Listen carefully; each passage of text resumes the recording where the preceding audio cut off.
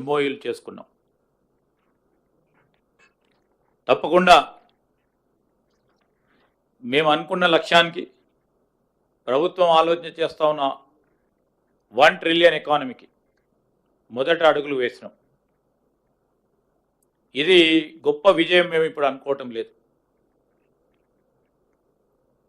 ఆచరణలో తీసుకొచ్చి అమలులో తీసుకొచ్చి అనుకున్న ఉద్యోగాల సంకల్పన చేసినప్పుడు దాని పరంగా మేము విజయం సాధిస్తామని ముఖ్యమంత్రి గారు స్పష్టంగా దావోస్లో పత్రికాముఖంగా ఇతర సహచరులకు సంబంధించిన అంశంలో వారు స్పష్టంగా చెప్పడం జరిగింది.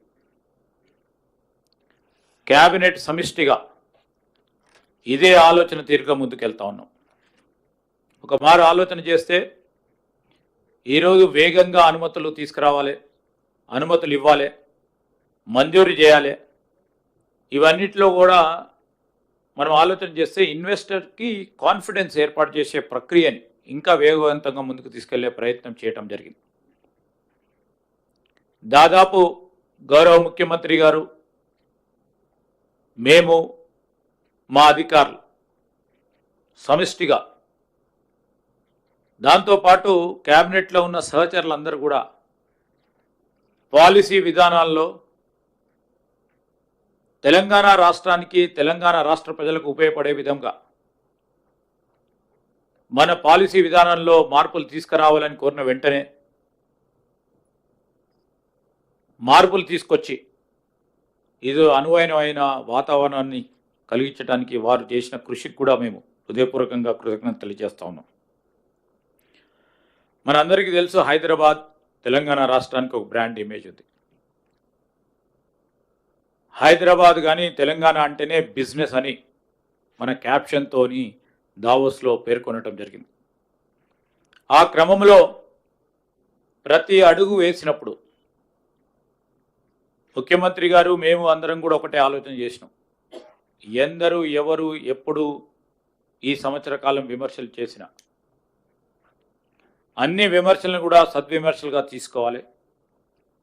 తెలంగాణ రాష్ట్ర ప్రజలకు సంబంధించి ఒక నిరుద్యోగ యువతి యువకుడికి ఉద్యోగం కల్పించాలనే ఒక సంకల్పంతో ముందుకు పోదాం, పెట్టుబడులను ఆకర్షించే ఒక కార్యాచరణ తీసుకుందాం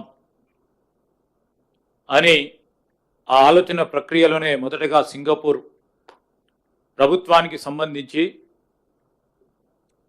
ఆ దేశానికి సంబంధించిన 2 ప్రధానమైన మంత్రులతో కలవటం జరిగింది.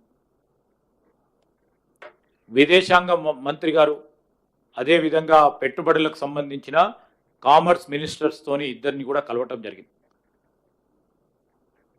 ముఖ్యమంత్రి గారు 2 ప్రధానమైన అంశాలను వారి దృష్టికి తీసుకొచ్చారు. ఒకటి, మూసీ నదికి సంబంధించిన ప్రక్షాళన విషయంలో. రెండవది, రాష్ట్రం నిరుద్యోగ యువతీ యువకుల గురించి నైపుణ్యం ఏ విధంగా పెంచుతూ ఉన్నాం, పెంచబోయే ఆలోచన చేస్తూ ఉన్నాం. రాబోయే కాలంలో రాష్ట్రము ఈ దేశంలోనే కానీ అంతర్జాతీయ స్థాయిలో నైపుణ్యానికి కేంద్రంగా నిలవాలనే ఆలోచనతోనో ఏ విధంగా చేయబోతున్నామని వారికి తెలియజేయటం జరిగింది. ఆ క్రమంలో మాట్లాడుతూ ఉన్న తరుణంలో మరి ఆ దేశానికి సంబంధించిన మంత్రులు కూడా వారి ఆసక్తి చూపెట్టి తప్పకుండా మా వరకు సహకారం అందిస్తామని చెప్పారు.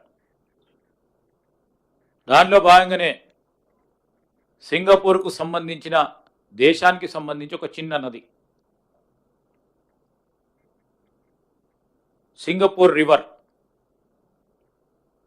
చిన్నదైనా నది కానీ దాన్ని కూడా ఈరోజు మూసీ నది ప్రస్తావన తీసుకొచ్చినప్పుడు ఆ నది పరిస్థితి ఏ విధంగా ఉండని, నదిని ప్రక్షాళన చేసి ఈరోజు త్రాగటానికి నీరు, స్వచ్ఛమైన గాలి ఇస్తా ఉన్న తరంలో సింగపూర్కు సంబంధించిన ప్రజలందరూ కూడా